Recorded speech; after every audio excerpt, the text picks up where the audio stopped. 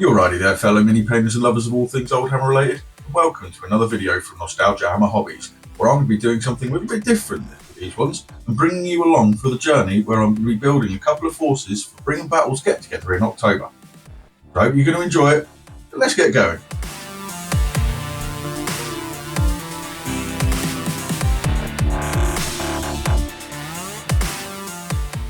With this series of videos, what I'm hoping to do is bring you along on the journey of building 3 forces up for October, where I'll meet up with the guys from Bring and Battle Wargaming again. And what they're going to be is they're going to be a smallish Blood Angels force of about 1,000 points, an Eldar force that is going to be about 1,500 points, and a Chaos force. And that one is being done for Jason from Bring and Battle Wargaming. And it's a part of that Chaos Dreadnought video that I did earlier, which hopefully I'm going to be able to put in a card up there. To begin with, what I'm going to be doing is focusing on the Blood Angels force. And for that, what I'm going to start with is Space Marine bikes. This unit was announced all the way back in September of 1996 with White Dwarf 201. And this article talks about how they're very useful for things like flanking attacks and hit and run attacks, where taking advantage of their high movement speed of 10 inches, 15 and 30 inches, they can get into somewhere really quick. With an armor value of 10, and a 4 in 6 chance of only actually hitting the bike, that means that anything less than a bolter isn't even going to be able to touch the bikes, and even a bolter is going to need a 6+, which gives them a pretty decent amount of survivability as well as high speed.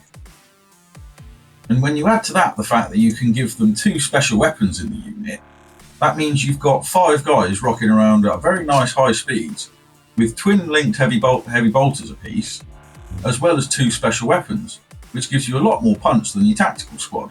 Add to that the fact that you can also give them assault weapons if you really want to kit them out.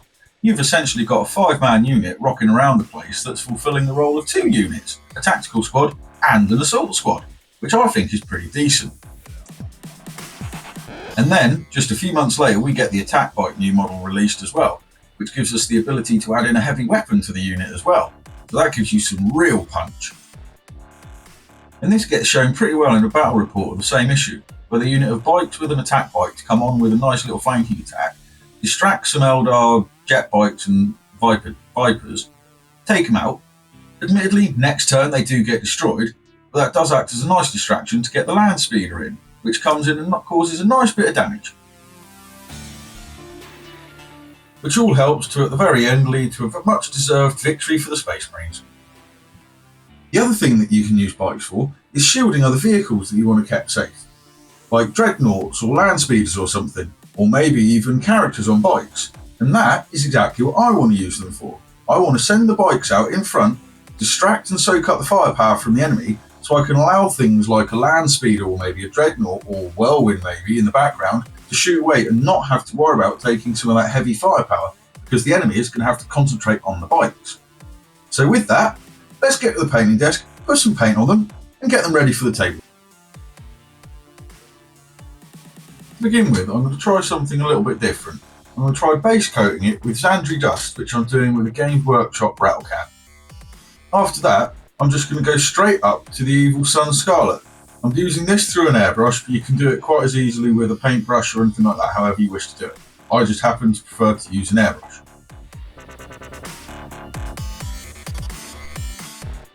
I'm just going to get a nice smooth coat of Evil Sun Scarlet straight over the Xandri Dust. I'm not going to bother with the beginning base coat of Mephiston Red this time.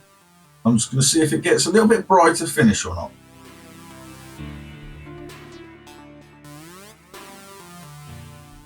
After that, the next colour I'm going to go for is Avalon Sunset. I'm going to do that for the headlights and the Aquillas. This might seem like a bit of a funny colour to jump to next, but I find it a bit easier to do things like the headlights yellow first before you're doing the metal grills. So that way it's not quite so fiddly to go over it, and you can just kind of overbrush the metallic over it instead.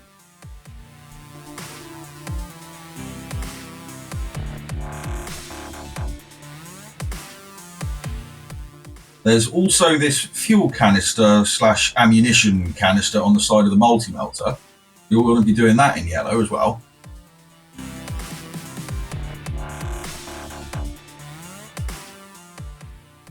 As well as the muzzle on the plasma gun. That's going to want to be done yellow as well.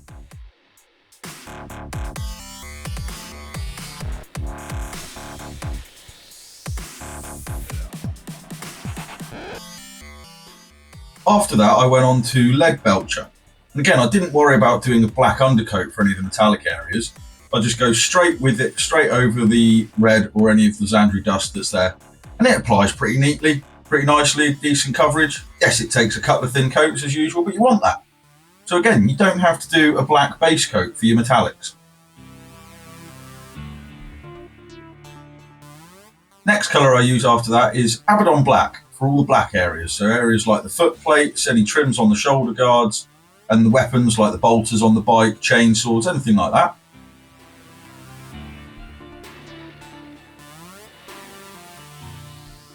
And after that, what I'm going to do is I'm going to jump on to doing the bronzy areas, and I'm going to use Balthazar Gold for that again. And that'll be things like the exhaust pipes and any other little areas like that.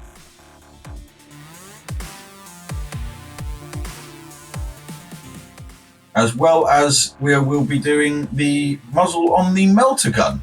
That wants to be a nice brassy colour and all.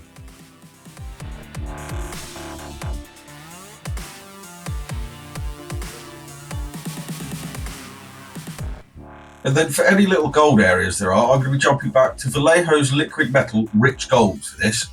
Now again, remember this is an alcohol-based paint, so you want to use a slightly older paintbrush and wash your brush out with isopropyl alcohol, not water if you're using this one. If you use something like Retributor or something like that, like one of the GW acrylic golds, it doesn't matter, you can just use water, that's fine.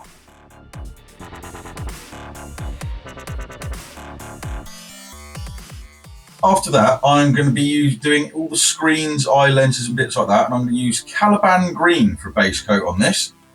Just go over it carefully with like any eye lenses, screens that are on the bike and anything like that.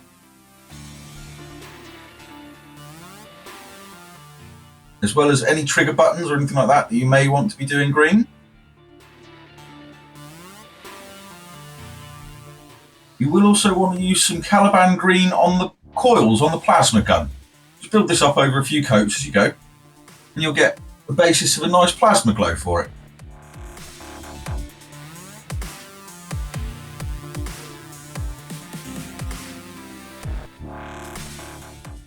After that, I'm going to start doing the power cable underneath the melter gun, and they're also underneath the Sergeant's power sword as well. And for that, I'm going to use a base coat of Wild Flesh. I'm just going to go over all of them and pick them out nicely as you go. Look underneath the power sword for any that might be hiding. There's a couple on the plasma gun as well. And just generally have a bit of a peruse around the models to see if you can see any of these little cables and pick them out.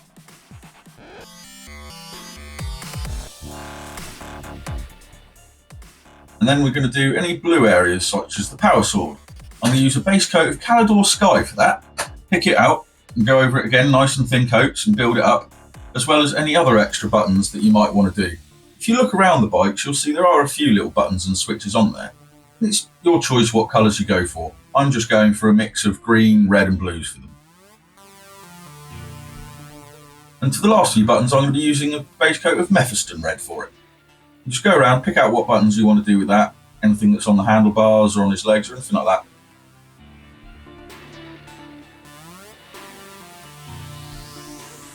As well as these little bits on the melter gun as well.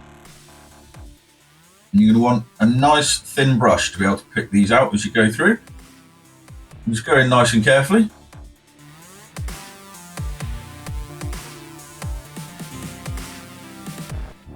And then we're going to be going over any of the skulls that are on there. You'll see there'll be some on the centre of the Aquila on each of the Space Marines. There's also a couple on the side of the fuel tank, as well as the skull on top of the banner poles that they'll all have.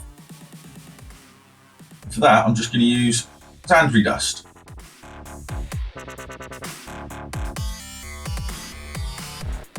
And then we've got the joints in their armour. And for that, I'm going to use Eshin Grey. It's kind of an off grey, sort of slight brown tint to it. You can use Mechanica Standard Grey or any grey you like, really. I just like to use this one, so it's got a bit of a slight variation. Just go around again with your thin brush and just pick them out as you go. And for the Sergeant's face, I'm going to do a base colour of Cadian Flesh Tone for that. And it goes over the red pretty well with a couple of coats.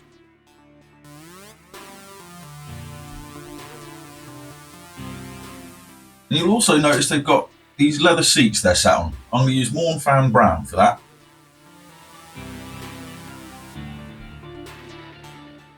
And their knee pads are supposed to be, at least as far as I can tell, squad markings. And I'm making this one a blue one to match with it. If you've got the Angels of Death Codex from 2nd Ed, you'll be able to see what squad markings they should have. And just make your own choice. Like I said, I'm going for a blue knee pad with a skull on it. And then the last base coat to add is on the tyres for it. And what I'm going to use is Corvus Black over these because it's got a slight greeny tint to it. And if you do the Abaddon Black in the deep recesses of the tyre and then do Corvus Black over it, it adds a slight variation in the black and a bit of interest for it, which is quite simple to achieve. And it doesn't really require a lot of edge work or highlighting work or anything like that extra to get it.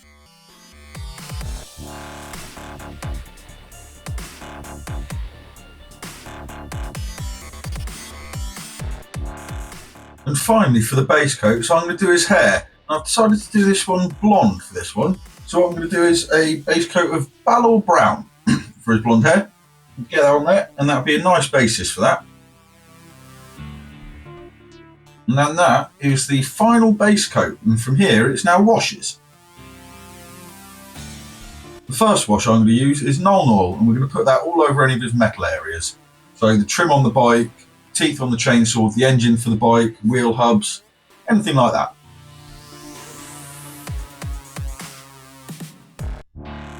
And then after the black, I'm going to use Agrax Earthshade, and that's going to go over any of the bronze areas as well as any of the skulls that we've got on here, as well as on the barrel of the melter gun.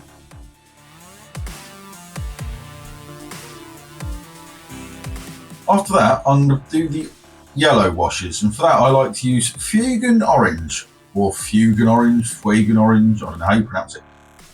We're going to do that on the headlights and the Aquillas, as well as the muzzle of the plasma gun.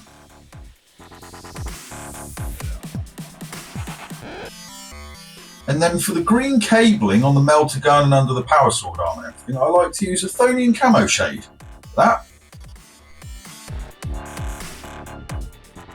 And then for the flesh and the blonde hair, I'll use Riplan Flesh Shade to go over that.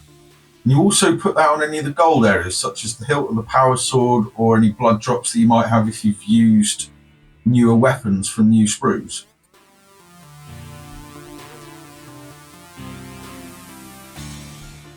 And then for the green eye lenses, the screens and the plasma coil on the plasma gun, I like to use Bale Tan Green for that. It's a nice dark green, it works beautifully for this. And then the final stage is a recess shade for all of the red, so it'll be the red on the bike and the actual Space Marine riding it itself. And what I like to use is contrast paint Wildwood for this. And you want to get your thinnest brush you've got, and just very carefully, like I'm showing there, just put it into the very recesses. If you make a little bit of a mess, you can tidy it up with Evil Sun Scarlet afterwards. But if you just go really carefully and use a very, very nice thin brush, for this one I'm using an Army Painter's Masterclass brush. But any brush that you've got that's really, really thin would be ideal for it. And just go around nice and slowly as you do it. And then that is the final wash, and from there we've just got highlights to go. After the washes, I'm going to start doing the highlighting. And for the first one, I'm going to do Wild Rider Wear It for all the red parts. And what you want to do is try and get the model held at an angle so you can sort of skim the edge of your brush along the edges of it. And just try and get as thin a line as you can and just take your time with it. If there are any parts that you can't hold the edge, like on, say, the inside of shoulder pads or around the rim of the legs, like you can see on some of it, then just go really carefully, really, and just get the thinnest brush you can. I'm using a size 0 from Rosemary & Co. I find them very nice brushes for this sort of thing. And for parts like around the front shield of it, where the guns are, if there are no real distinct edges, try and go round the edge of where the recessed shade is. Just try and carefully pick that out, and that'll help to add a little bit of definition to it. Next up, I'm going to do the black. And for that, I'm going to use Thunderhawk Blue for this one. And this is for any black areas on here, like the shoulder pads, weapon casings, anything like that.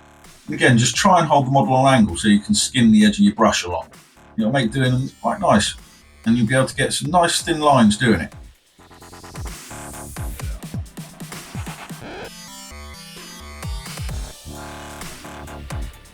Next up, I'm going to do the yellow. I'm going to start by reapplying Avalon Sunset over the muzzle of the plasma gun, just to brighten that back up a bit, because second edition colours have got a lot more brightness and vibrancy to them than current Games Workshop colour scheme. And you're also going to want to do the same to the little fuel canister on the side of the melter gun, just to help add that little bit of brightness in and help that little spot stand out a little bit nicer.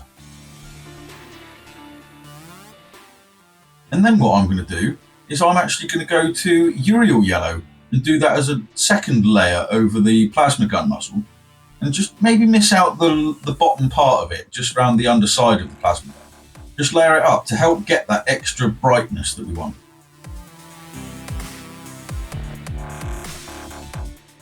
And then we're going to use it as an edge highlight on the melter gun bar.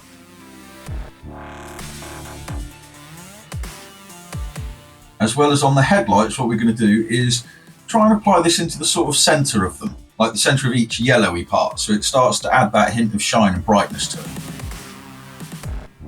And you're also going to want to do it on the Aquila on them as well, just to help it pop and give it that, again, nice bit of brightness.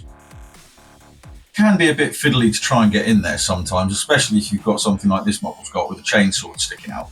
But if you just be patient and just move the model around until you can get the brush in there, and you'll find a spot to be able to get it in there and do it. And if you just take your time, you'll get there. And then to finish off, we're going to go for a final brighter highlight of Flash Gitz Yellow. We're going to do that around the edges of the vents on the plasma gun, as well as the edges of the muzzle itself.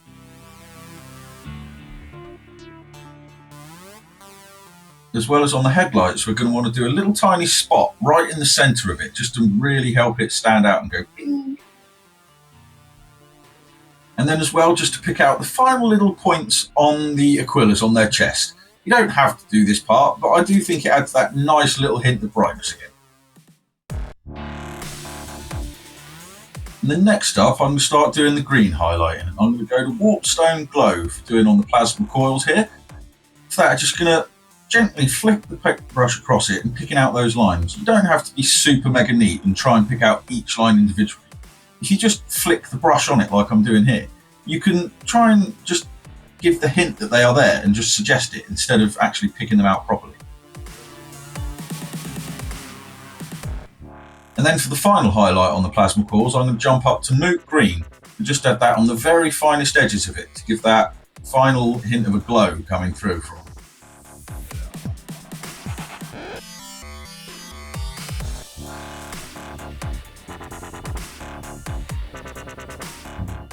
And we're also going to want to do it on the screen that's on the bike. Just put a line of the Moot Green around the side edges and across the top of it. And also do it in the corner of the eye lenses, just to give it that shine.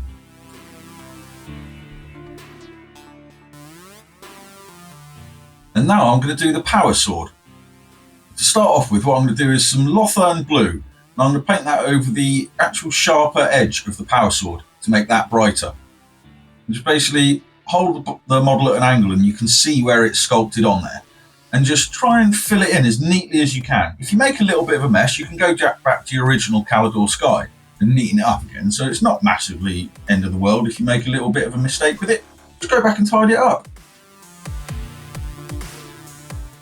And then once I've done that, I'm going to go to Blue Horror. And I'm just going to paint that over the entire edge of it.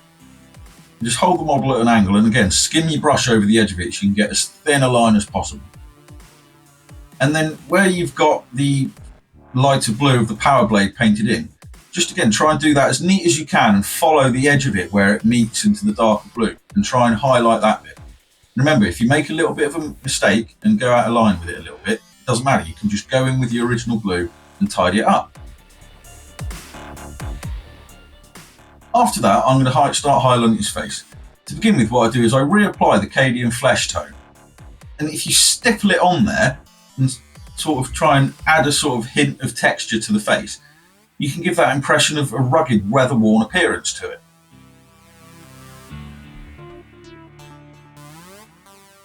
It's at this point that I like to do the eyes on the model, so if I make a mistake I can tidy up with the next stage of highlighting. The way I like to do eyes is I'll take Nuln Oil to begin with, and I'll just carefully paint that into the actual eye socket itself. And then when that's dry, I'll go in there with a bit of white and paint the iris in. And when you're painting the iris in, just get the thinnest brush that you can for it. Again, I'm using my size 0 Rosemary & Co for this one. And just go in there very carefully. Like I say, if you make a little bit of a mistake at this point, it doesn't really matter because you can just paint back over with the Cadian flesh tone to tidy it up a little bit.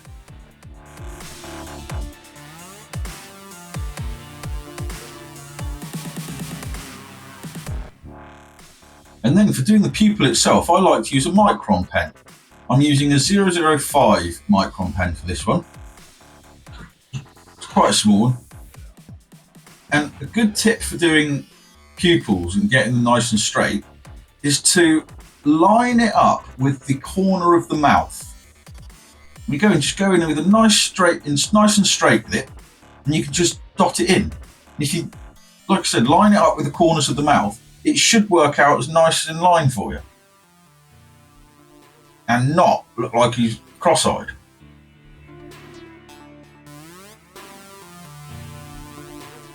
Then after I've done the eyes, I'll go in with the final highlight of Kislev flesh, and that just add that to on like the bridge of the nose, the top of the cheekbones, and anything on the brow, and just give that to and just use that to add in some extra sort of appearance of wrinkles.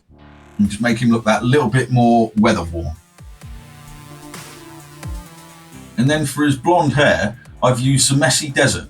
And again, just kind of stipple it on there, kind of spotty like. Don't try and do any specific lines or anything else like that. Just dot the brush on and as random a pattern as you can. And that adds quite a nice little hint of hair texture. And then I'm going to go and highlight the green for the cables, such as with the plasma gun, melter gun, and underneath the power sword. And for that, I'm going to use Lauren Forest. It's a bit of a lighter green. I'm just going to work around, pick out all the cables that you can see. If you look around the place, you'll see them as you go. No, like I said. And you'll also find this cable here underneath the melter gun. Again, you can see the lines quite nicely, so just pick them out as you go.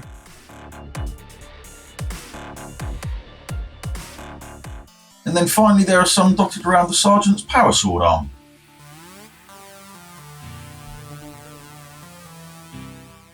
Next up I'm going to do the skulls, and for that I'm going to use a Shakti bone. And you'll see them here, they're just on the side of the fuel tank on the bike, they are on the rider's Aquila, as well as on the top of the flagpoles.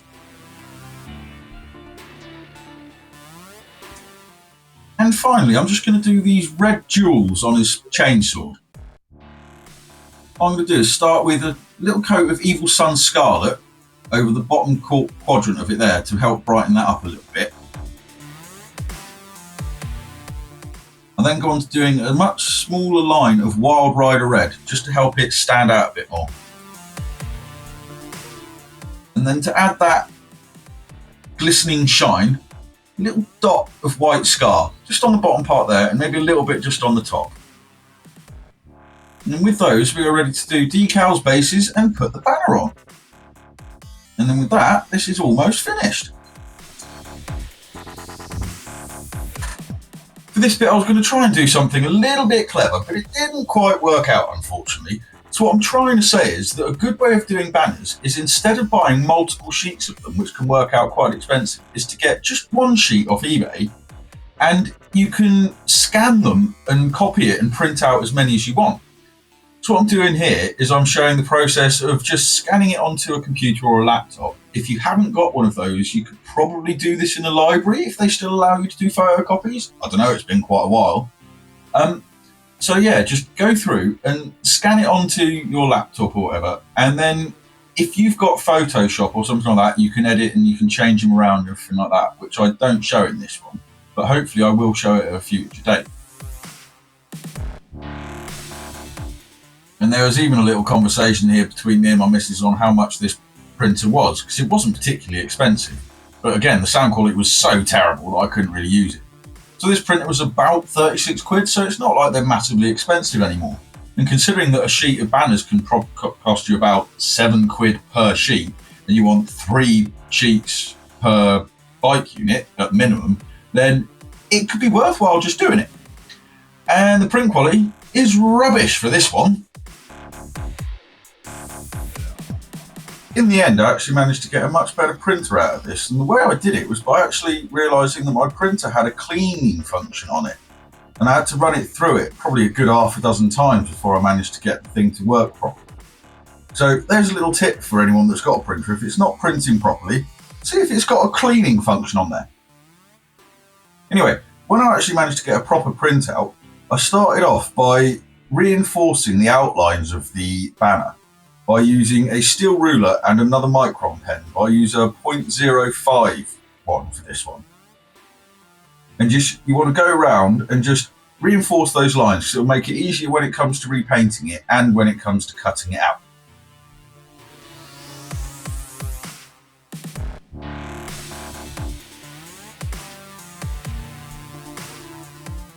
And when I've got that done, I start with some Evil Sun Scarlet, just by reinforcing that and brightening it up.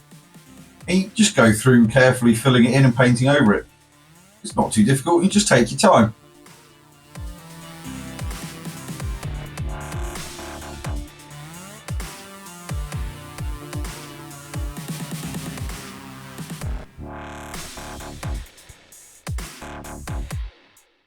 And once that's done, I can go in and reinforce the Blood Angel symbol. So I pick up some Abaddon Black for this, and again just using a nice thin paintbrush, and go very nice and carefully and just colour it in basically, and just reinforce it and make it a lot more stronger, and that way it will stand out much better.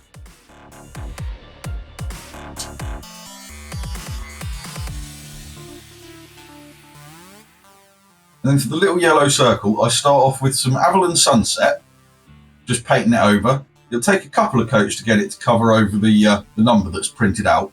If you've got Photoshop or anything else like that, you may be able to just alter the number on there anyway, and you wouldn't need to actually do this step. But I don't, and I do. So here we go. Then once you've got your Avalon Sunset down, I go straight on up to Uriel Yellow and just go straight over it again. And that just brightens it right up for you.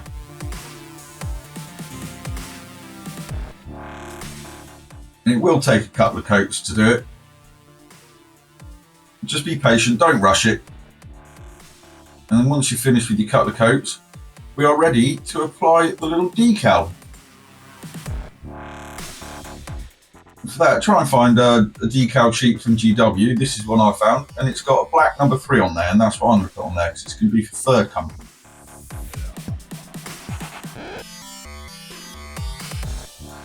Then once you've got a decal on there, you'll see that it's still got a little bit of shine. So what I do is I apply some matte varnish over this, and I do it with an airbrush, purely because I think this gets a much finer coat over there. You can build it up. And if you're using this stuff, you've got to give the bottle a really, really good shake so that it actually does the matte effect properly. And once you've done that, you can use a hairdryer to help speed up the drying time as well. When it comes to cutting these out, I like to use a sharp craft knife and a steel ruler again.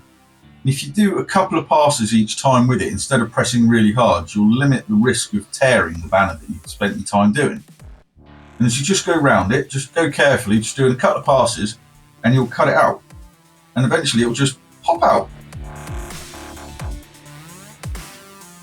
And when it comes to gluing the banner on, I like to use PVA glue for this, because it allows you to slide the banner around a little bit if you don't get it in the perfectly positioned place straight off the bat. So you really only need to put the PVA glue on one half of this, so it gives you something to hold on to. And then once you've got that glue on there, just sort of put it in position, glue it down gently, and that way you've got time to wiggle it around to get it into the right place.